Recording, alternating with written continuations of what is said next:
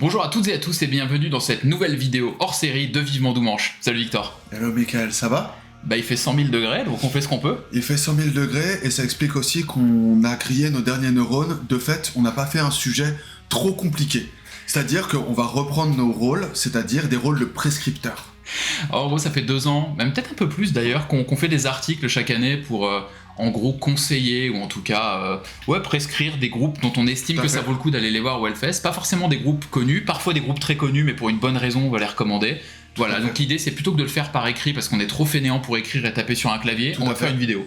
Exactement. On s'est quand même donné une petite règle, histoire de pas faire, par exemple de mon cas, les 12 groupes qui passent sous la vallée le dimanche.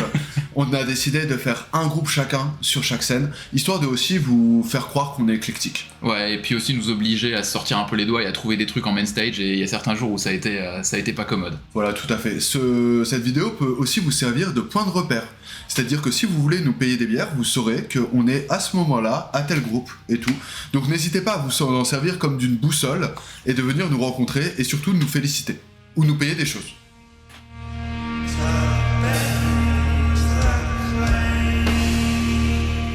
Il me semble, Michael, que t'es juriste et que la première année de droit, on apprend la pyramide des normes. Effectivement, la pyramide de Kelsen. Et c'est quoi l'Union Européenne du Hellfest, le plus gros truc sur lequel tout doit se conformer? Bah c'est la Main Stage 1 mon vieux. Et bah ouais mon vieux. Alors qu'est-ce qu'on va conseiller pour la Main Stage 1? Alors un petit groupe underground. Un petit groupe underground, je vais pas mentir, ça a été hyper dur pour moi la Main Stage 1 parce qu'il y a pas mal de groupes qui m'intéressent, mais de là à dire allez les voir, j'avais pas forcément beaucoup d'arguments autres que si vous aimez allez-y. Mais j'ai quand même envie d'en donner un qui est pas très connu. Ouais, un truc émergent. Ouais, l'histoire de commencer sur une hot take, je parle d'Iron Maiden. Ouais. Si vous connaissez pas Iron Maiden, je vous incite à découvrir Iron Maiden. C'est un groupe de heavy metal britannique. Des années 80 environ. Ouais. Alors pourquoi j'en parle? Parce que pour ceux qui ont la chance de les voir à l'Arena de Nanterre, vous avez certainement assisté à un bon concert. Oui, on sait le son, blablabla, mais c'était quand même un beau show. C'est la même tournée techniquement, c'est le même type de tournée. C'est plus ou moins la même setlist. Je vais pas spoiler pour ceux qui n'aiment pas connaître la setlist en avant, mais il y a quand même un petit changement qui fait bien plaisir parce qu'ils ressortent un peu des vieilleries du chapeau. Exactement. Et ça régale. De manière générale, Maiden font une tournée nouvel album de merde, une tournée que des classiques old school. Là, on est sur la tournée que des classiques old school, c'est immanquable. La setlist doit faire 20 titres, les 20 sont des tubes absolus, il y a que des bangers, le groupe est en forme. Ouais. Il l'était il y a 1 an, il n'y a aucune raison que ça change.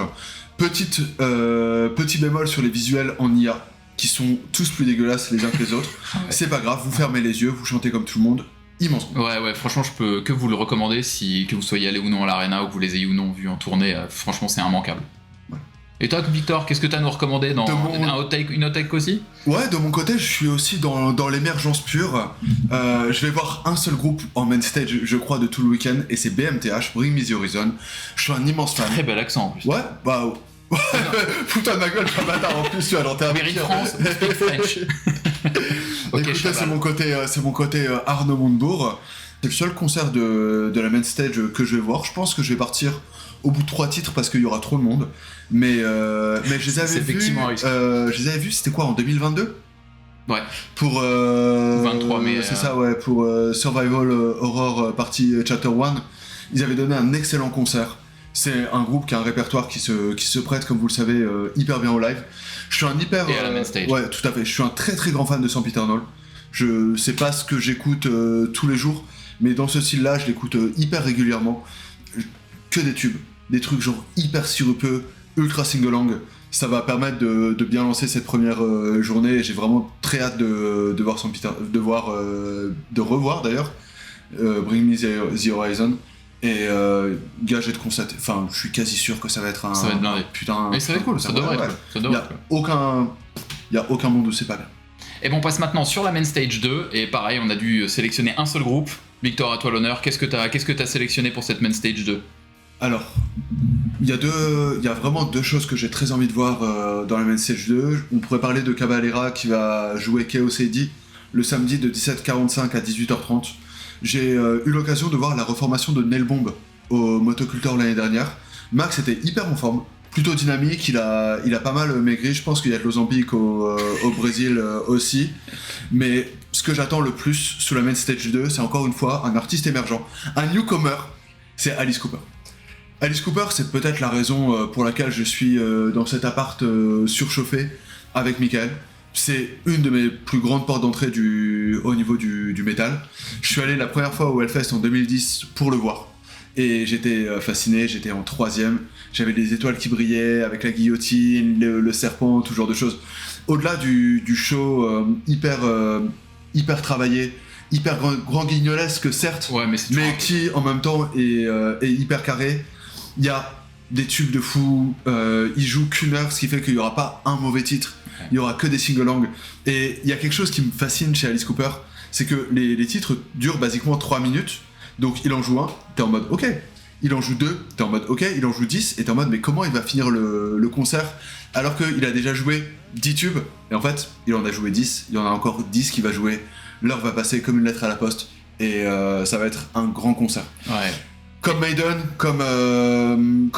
ça va pas non plus, on va pas revoir Alice Cooper 10 fois dans notre vie, donc il faut encore en profiter tant qu'il est là. C'est un peu le genre d'artiste effectivement où quand ça passe dans des trucs où tu sais que tu vas avoir une bonne scéno et tout, tu dis je vais pas les rater. Et là en plus il passe le jeudi soir à 22h30, ce qui est quand même le moment idéal, début de festival, t'es pas encore rincé, c'est le moment d'aller le voir et de profiter quoi.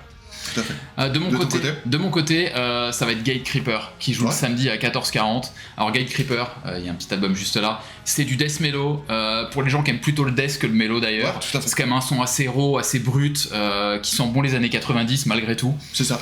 T'as tout ce qu'il faut pour que ça soit quand même genre audible en main stage, c'est pas trop extrême, c'est pas D-side, mais t'as quand même quelque chose d'assez raw, d'assez true dans l'attitude, pour que les fans de métal extrême soient pas non plus en mode trop bouddha. Je regrette que ce soit le samedi, certainement en plein cagnard, si ça continue à 14h, j'aurais préféré... c'est la première fois où j'aime dire, je préférerais les voir un peu plus tard, ou sous l'altar, malgré le fait que ça puisse être blindé, mais ouais, ils sont pas si fréquents que ça dans nos contrées, ou quand ils passent, c'est des premières parties dans des conditions pas ouf. Là, j'ai bon espoir qu'on puisse avoir un son correct, avoir une presta assez cool. Pas le meilleur moment de la journée et tout, mais j'ai quand même ultra hâte de les voir en live. Un petit set aussi, ça doit être 40 minutes grand maximum, mais bon, écoute, en même temps, c'est aussi des groupes où la brièveté du set n'est pas non plus un grand désavantage. C'est ce que j'allais dire, je suis pas sûr que tu puisses te farcir un 2 heures de Gatecreeper avec la même intensité que 40 minutes bien rentre dedans et tout, donc j'ai ultra hâte d'aller les voir et on vous conseille naturellement d'y aller. On continue les recommandations avec l'altar et j'ai tellement de choses à dire sur l'altar en principe parce que c'est ma scène où je vais camper pendant 4 jours. Bien sûr, c'est la boîte à ton père, t'as les titres de propriété, t'as les clés du domaine. Bien sûr. Donc je te passe la main pour... Ok. Pour les rares occasions que je connais et tout. Non, en vrai, l'altar cette année est magnifique. Il y a des choses que j'attends énormément. Je sais pas encore si je vais aller voir Blood Incantation. C'est en même temps que Mastodon et ça va se décider vraiment à la minute près, limite, en fonction de... À la flemme si t'es déjà de l'autre côté du site et que t'auras pas envie de bouger. Tout à fait. Non, dans les trucs que j'ai découverts, il y a Bloodstain qui va jouer le dimanche entre 11h40 et 12h10. C'est un groupe dont j'avais jamais entendu parler, qui est manifestement un coup de cœur de la programmatrice Christy, qui les avait vus et qui était en mode ouais, c'est trop bien, j'ai vraiment envie de les ramener au Hellfest. Bloodstain, c'est un Metallica à l'ancienne, c'est un Exodus, c'est un Creator. C'est vraiment en fait une époque du métal que j'aime bien, c'est les balbutiements du thrash qui vont pas encore totalement vers le black, mais qui sont genre hyper acérés. Vers le heavy. Genre espèce de attitude impeccable, genre des espèces de chiens fous qui ont vraiment les dents hyper acérées, c'est ce qu'a été Toxic Holocaust derrière. C'est les moments où ces groupes, genre séminaux, sont pas encore merdiques. C'est le créateur d'Endless Pain, c'est l'Exodus de Bonded by Blood. Et Bloodstain est vraiment dans ce droit héritage. Ça réinvente rien. Vraiment, c'est hyper académique. Mais moi, c'est jamais quelque chose qui m'a dérangé. Mais immense point négatif quand même, dimanche, 11h40. Ça va piquer. Dernier jour à 11h40, il va falloir quand même falloir être fort pour y arriver. Moi, je compte aller voir Alta Rosa après, donc je pense que je vais je vais me mettre une déterre. Surtout qu'effectivement, après, c'est l'enchaînement de la vallée dont on va parler un peu après. Mais si je peux vous donner une petite découverte, un peu comme Grave Cult l'année dernière, Bloodstain, 11h40, 12h10. Et pour ce qui va être des concerts à ne pas rater, moi, je suis un immense fan de D-Side. On les a vus 2 fois en une semaine il y a 2 ans. Ouais. On avait pris une immense branlée. D-Side, ça ne parle pas entre les titres. Ça se bave dessus. Enchaîne, ça se bave dessus. Ça crache des molards en l'air pour se leur prendre sur le nez. C'est un concert qui est hyper agressif, hyper sauvage. Et c'est toujours une espèce de lieu commun, de poncif, de lier le death metal à la sauvagerie. Mais s'il y a bien un groupe qui incarne ça, c'est D-Side. Le groupe est hyper en place, hyper violent. Et on s'en lasse pas trop. Ouais, et on s'en lasse pas trop. Je trouve surtout qu'il est... Enfin, j'ai jamais vu un peu comme, alors peut-être que les puristes me diront le contraire parce qu'ils ont plus de trucs, mais je crois que j'ai vu aussi Immolation une quantité incalculable de fois. C'est un peu ces groupes où en fait il y a rarement des bas. C'est-à-dire qu'il n'y a pas toujours que des hauts dans les performances, mais c'est toujours bon. Et toutes les fois que j'ai vu des E-Side, c'est comme les Orange Goblin du death metal, c'est-à-dire que le mauvais concert, il l'encule quand même, genre ouais. bien des groupes. C'est vrai qu'Orange Goblin, on va pouvoir faire un adjectif avec eux, genre niveau constance en live.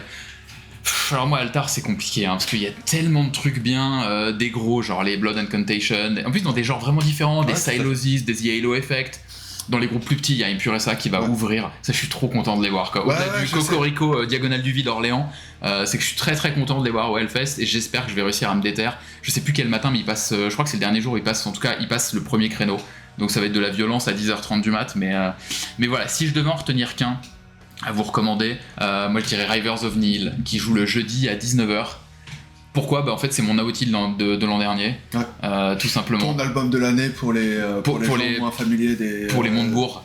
Pour les Montebourg, voilà. Donc c'est du death technique et surtout progressif d'ailleurs que je trouve somptueux. Il y a du saxophone, l'instrument le plus sexuel de l'histoire de l'invention de la musique. Ouais. Donc moi je suis preneur. Avec le tuba quand même, tu vois. Avec le tuba,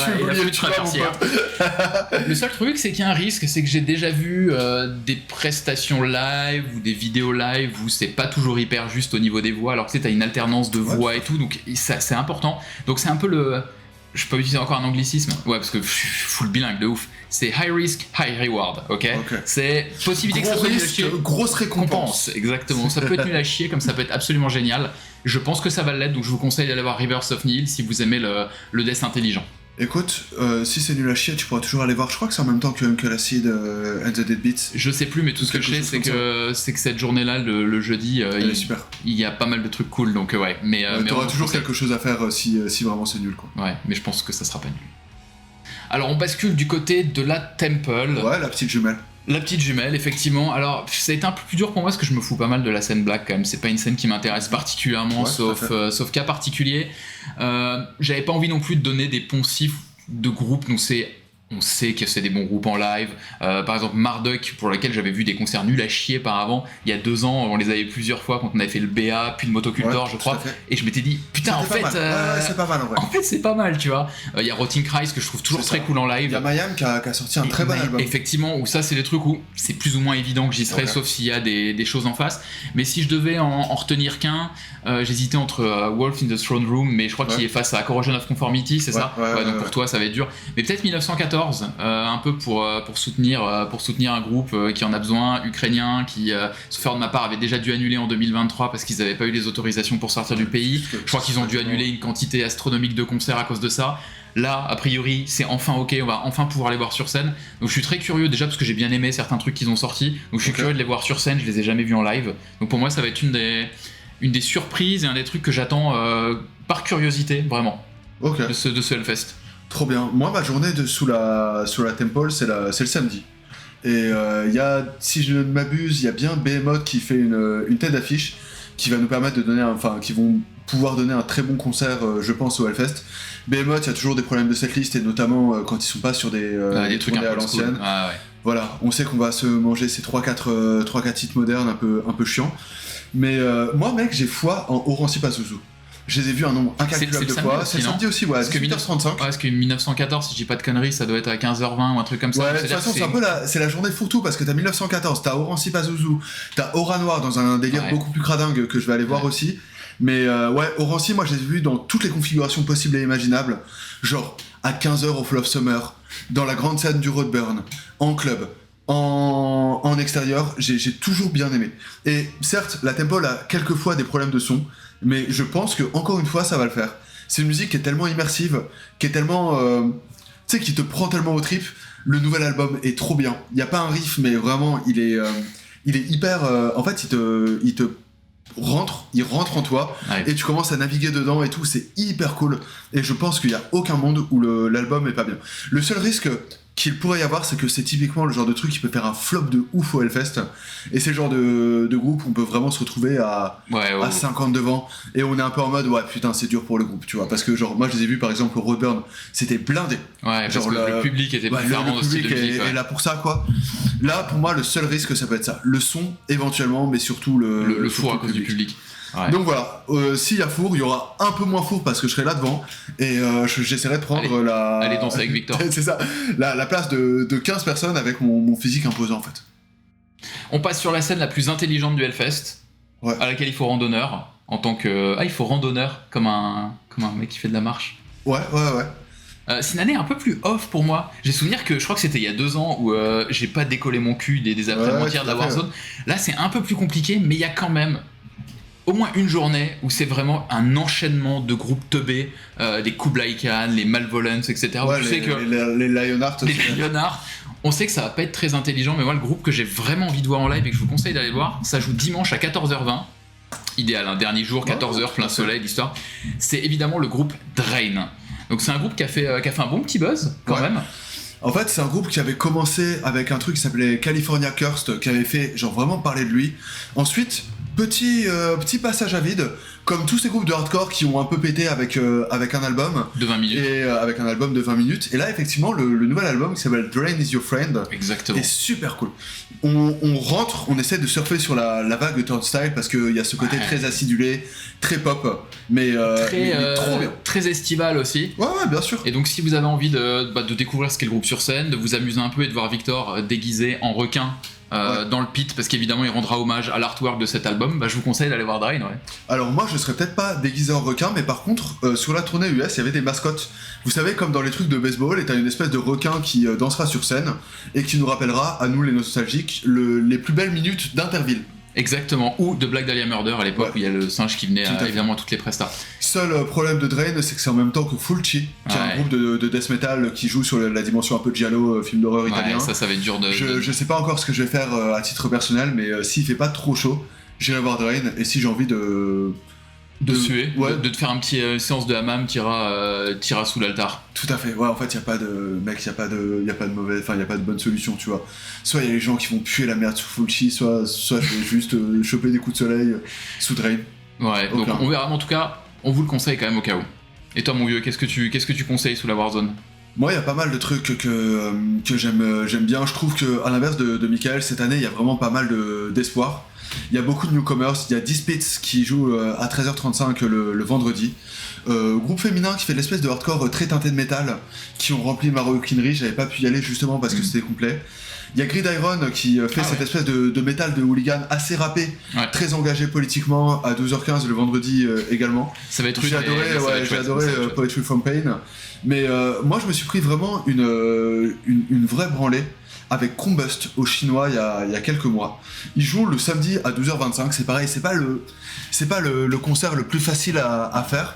En même temps, tu vois, genre l'année dernière, sur un horaire un peu similaire, il y avait The Chisel qui avait vraiment retourné la Warzone, et vu ce que j'ai vu au chinois, si Combust prend sa chance, il y a vraiment moyen de passer un excellent moment. En vrai, les horaires, à chaque fois, on fait la remarque en disant ça va être compliqué à tel horaire, machin. Franchement, quand un groupe a suffisamment de buzz, ou que ça marche bien, ou que c'est dynamique, en fait, ça finit toujours par rameuter du monde. Quand c'est bien, c'est bien, en fait. Belly of the Beast est un album excellent, c'est l'espèce de hardcore new-yorkais hyper porté sur les riffs. Le chanteur avait un outfit de fou, il ressemblait à Wario. Il avait une salopette violette et un t-shirt orange, un t-shirt jaune, ce bâtard. Enfin, qu'est-ce qu'il va me faire ? Il va me rouler dessus avec un carc ? Il va me balancer une banane ? Genre, hyper drôle. Je me suis fait crier dessus pendant 35 minutes, j'étais très très content. Si vous êtes au Hellfest, je vous conseille d'aller voir Combust. Si vous n'êtes pas au Hellfest, je vous conseille simplement d'écouter Combust. Immense groupe. Et on va terminer évidemment, vous l'avez compris, par la vallée. Je sais même pas si je vais parler d'ailleurs, parce que je peux te tendre direct la perche. Tu vois ce que c'est, ça, Michael ? Ça, c'est les clés de mon appart. Ça, c'est les clés de mon taf. Et ça, je crois que c'est les clés de la vallée. C'est Mathieu qui m'a remis le double. Je le garde avec moi, tu vois, genre au cas où j'ai envie de rentrer dedans. Mais vas-y, commence, qu'est-ce que tu vas voir là-bas ? C'est compliqué parce qu'en fait, il y a pas mal de groupes que j'aime bien, ou d'autres que j'aime pas forcément sur album, mais que j'aime bien voir en live, ou le contraire. Donc en fait, il y a des trucs qui me donnent envie d'aller voir par curiosité, tout à fait. Plus que des choses qui me drive vraiment d'y aller. Donc en gros, ça dépendra un peu du truc de dernière minute, tu vois, l'état de fatigue, où est-ce que je suis, etc. Mais parmi les Slift que j'ai vraiment envie de revoir en live, Mastodon, que à chaque fois que j'ai vu en live, je sais que je fais tout le temps des blagues dessus, le son était juste absolument abominable. Donc j'ai quand même envie de leur redonner peut-être une ultime chance en me disant allez, c'est bon, j'y vais et vraiment je verrai. Même si j'ai très peur du monde sous la vallée pour un truc aussi gros que Mastodon, franchement, il y a moyen que ce soit compliqué. Mais j'avais envie de dire aussi God is an Astronaut, que j'aime beaucoup. Je sais plus quel jour il passe, mais je sais qu'il passe à 17h30. Je crois que c'est le jour de Limp Bizkit, si je dis pas de bêtises. Peut-être, mais en tout cas, la réalité c'est God is an Astronaut en plein soleil. C'est pas le truc. Enfin, genre, au niveau immersion, ça va être compliqué. Ça peut être un concert décevant, ouais. Ça peut être décevant, je sais pas, donc je vais juste dire Los. Okay. Qui joue vendredi à 19h30. J'ai bien aimé l'extrait de leur prochain album qui sort en juillet plutôt. Je les ai déjà vus une fois en live, j'avais trouvé ça plutôt cool alors que c'est pas ma cam sur le papier, tu vois. Mais je sais pas, le côté un peu, parfois son un peu dissonant. En fait, je trouve que c'est hyper original. Ouais. Je sais pas, moi c'est un truc qui m'attire et j'ai envie de leur donner leur chance en début de soirée, dans la vallée, dans un cadre qui peut se prêter à leur musique.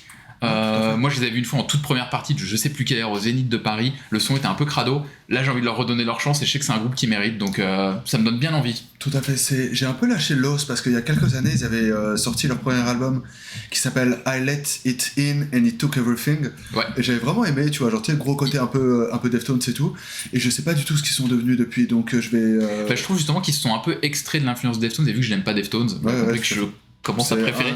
Enfin, ils gardent toujours quelques influences, même dans le nouveau titre qu'ils ont sorti. Okay. T'as toujours ces voix un peu où t'as l'impression qu'ils chialent en sortant de la maternelle, mais il y a toujours ce truc. Mais il y a quand même plus de modernité. Et je trouve que c'est un peu plus agressif que ce qu'il y avait avant. Donc moi, ça me plaît. Donc j'ai hâte de voir. Je vais y aller aussi. Je serais assez curieux.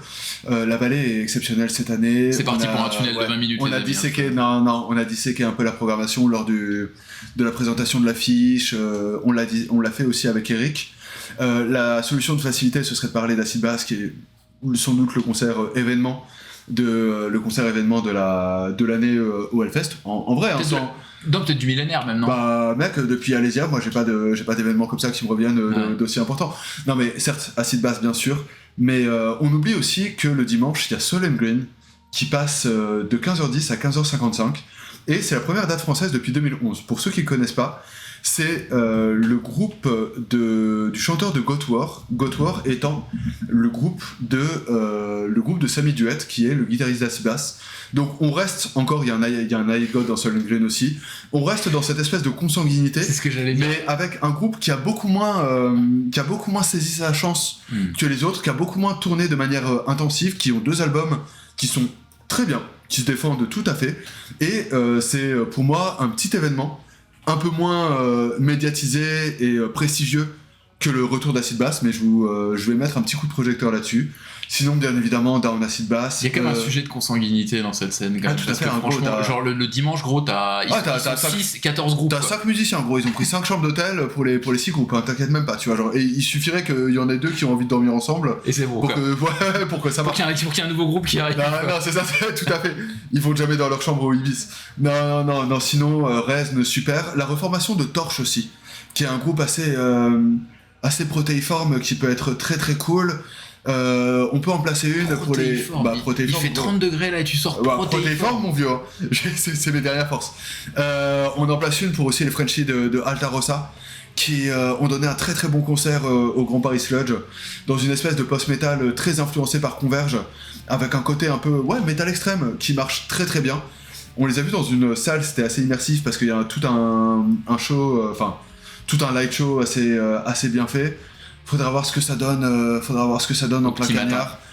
Genre Black Bile c'était super, mais pas non plus. Enfin voilà, il manque un truc par rapport au club. On verra ce que ça donne, mais j'ai confiance en eux. Le son est trop bien et voilà, on leur souhaite à tous ceux qu'on a dit le meilleur. On souhaite à Alice Cooper de ne pas avoir de problème de prostate en plein concert, à Maiden de donner des concerts tout aussi qualiques à Paris. Je pense à un truc, mon vieux. On a oublié de parler d'un groupe. Est-ce que vous savez qu'il y a Limp Bizkit qui est à l'affiche ou pas? Non, mais c'est juste pour savoir. En fait, on voulait faire un truc sans Limp Bizkit, et je sens que sinon, regardez comme il est tout rouge. Genre, il y a 20 minutes, gros. Non, il y a Limp Bizkit. La vérité, c'est que moi, je pense ne pas être en mesure de voir tout Limp Bizkit parce qu'il y a Slift en même temps. Il y a un monde où il y a trop de monde devant Limp Bizkit. Ouais. Mais on va quand même essayer de passer une tête et de roll-in quelque part.